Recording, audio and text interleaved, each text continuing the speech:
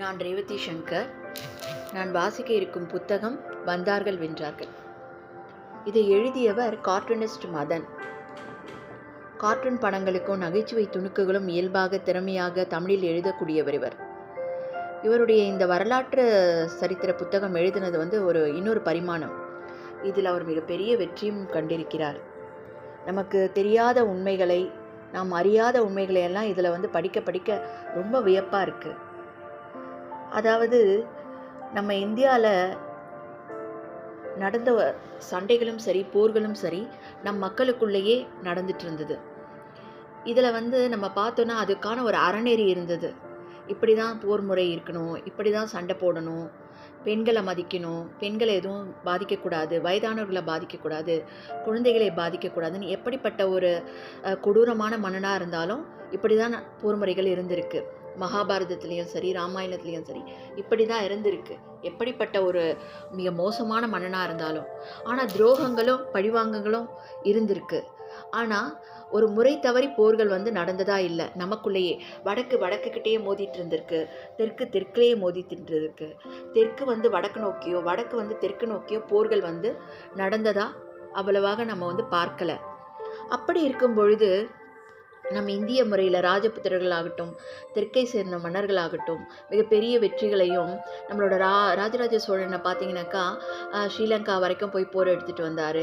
ராஜேந்திர சோழன் பார்த்தீங்கன்னாக்கா கங்கை வரை போயிட்டு திரும்ப கடாரத்தை போயிட்டு இப்படி கப்பற்படையெல்லாம் வச்சுருந்துருக்காங்க. ஆனால் இவங்க ஏன் வடக்கு நோக்கி போகல அப்படின்னு ஒரு சந்தேகம் வருது. இந்த முஸ்லீம்களோட படையெடுப்பு மிகவும் ஆச்சரியமாக இருக்குது. அது வரைக்கும் யாருமே நுழைய முடியாத ஒரு பகுதியில் இவங்க நுழைஞ்சு இவங்களுடைய ஆட்சி முறை முழுக்க முழுக்க டெல்லியும் அதை சுற்றியும் இருந்திருக்கு. இவங்க எப்படி உள்ளே நுழைஞ்சாங்க, அது வரைக்கும் நமக்குள்ளேயே சண்டை போட்டுக்கிட்டு இருந்த நாம் இவர்களை எப்படி உள்ளே விட்டோம் அப்படிங்கிறத எல்லாத்தையும் இவர் ரொம்ப ரொம்ப தெளிவாகவும் அழகாகவும் சொல்லியிருக்கிறார். இதற்கு அணிந்துரை சுஜாதா அவர்கள் எழுதியிருக்கிறார். ரொம்ப அழகாக எழுதியிருக்காரு.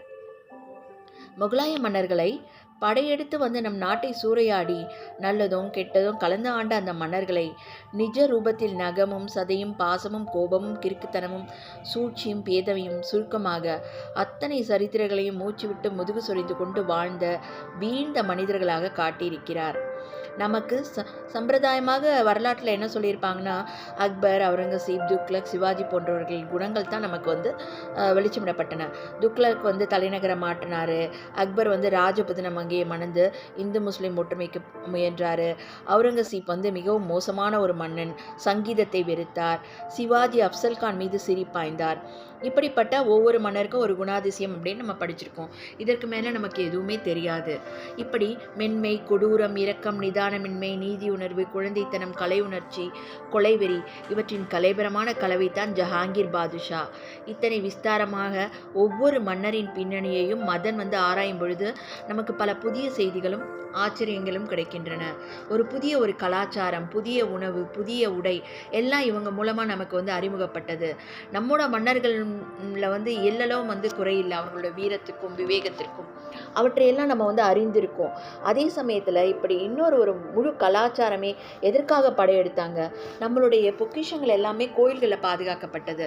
நம்முடைய மன்னர்கள் ஒருத்தரோட ஒருத்தர் போரிடும் பொழுது அவர்கள் கோயில்களையும் மதித்தாங்க. அதுக்குள்ளே போயிட்டு அவங்க அந்த சிலைகளை எல்லாம் தகர்க்கலை.